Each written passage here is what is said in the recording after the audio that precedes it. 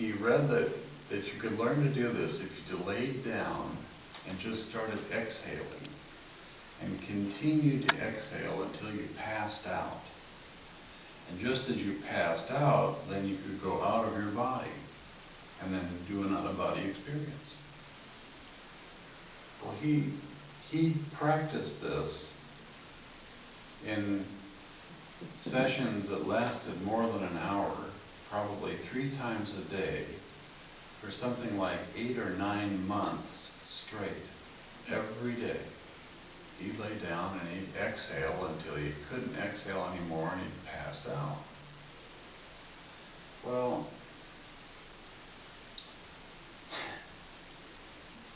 it caused him some problems because he mentioned to me one day that, he said, you know, you would think that last little bit of air that comes out of your lungs would be warm, wouldn't you? And I said, well, yeah, it is. He said, no, it feels really cool. It's cold. And when he said that, I realized the nature of his problem, because he had problems with non-physical people who were bothering him in a very difficult to deal with way. And when he said that, I had this instant image of Tony laying on his back, exhaling the last bits of air out. And just as he passed out, there was a non-physical person sort of hovering over his body. And just as Tony would pass out, the non-physical person would dive into Tony's body and try to get control of it. And as soon as Tony woke up, the person was kicked out. That's what normally happens. But Tony was stupid. He did this like 3 times a day for hours each time for 8 or 9 months solid. He did it so often that a couple of these non-physical folks managed to get into his body in a way that was very difficult to get them out again. And so they had some strong influence over Tony. And one of them in particular was a very mean, brutal man. There was a woman who was quite difficult and another man who was difficult. And my friend Mars, who lives in Denver, Mars and I had worked on some of these non-physicals and had gotten the first 2 out, and we were working on this really tough guy. One that was just a brutally mean person. And the way we were doing this was to be a retrieval, which is just to get the attention of this one who's sort of hanging on. And then I'm Bruce. And I imagine his side. Tony wanted him to leave, so he had Tony's permission to sort of pull the guy loose. And the way we would do that is Mars and I would get together, and one of us would sort of sit down or lay down and close our eyes and make contact with Tony and with the one who was hanging on. And the other one of us, either Mars or I, depending on who was doing it in this particular session, would act as sort of a guide to talk the other one through the process of getting this guy loose. And so I was the one, I think, who was had my eyes closed, and I was imagining I was with Tony and trying to get this guy to let go. And Mars was kind of the one who was awake and guiding me through it. And at some point I got frustrated and upset with this guy. I was just pissed at him. I was like, come on, you ass. You don't belong here, it's time to leave. And he just was, well, I'm not going. And I got really frustrated, and I said something to him like, you know, you're really not that tough. You're just a schoolyard bully or a little pissant. Well, this got him upset. He got angry. And he sort of looked at me like, if I get my hands on you, I'm going to strangle the life out of you. And he moved toward me, and as he did that, Mars moved up behind him, non-physically. He sensed that, and he turned around, and she backed off.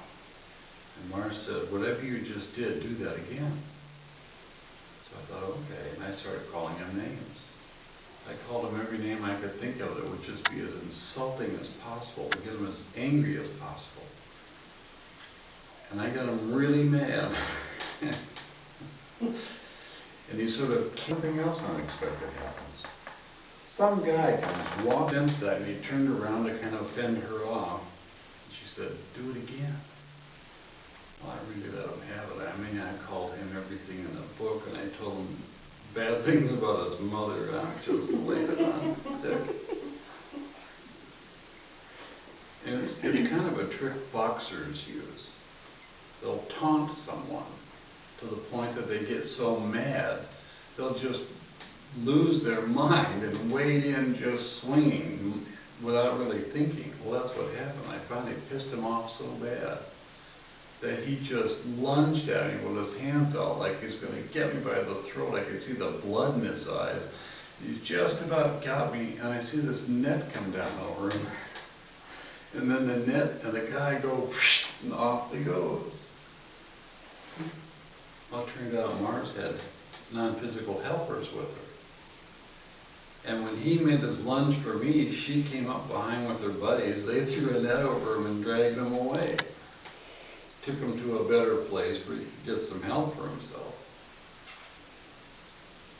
And after we had finished, Mars' husband, James, said, "Yep," he said, "that guy learned a lesson I learned a long time ago.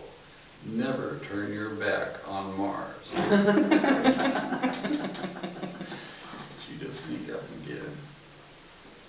That guy thought he was tough. He thought he could do all kinds of harm. And for Tony, he had Tony convinced that he couldn't, so Tony believed it, and so he was able to control Tony. But I knew he was just a stupid spirit who was a mean guy.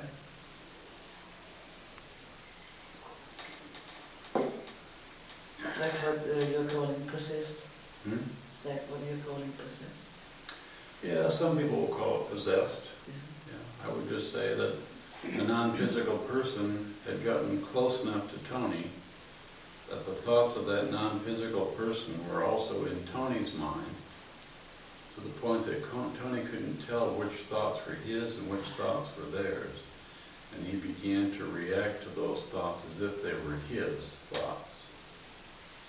Isn't that on the border of schizophrenia? Well, I'm sure there are people who are diagnosed as schizophrenic, and all it really is some non-physical person has gotten close enough that their thoughts are in the mind of a physical person, and doctors don't believe in this. Who doesn't? Doctors. Doctors. They do not believe in non-physical people doing this, so they just say, "Oh, he's a schizophrenic. Got a drug in him."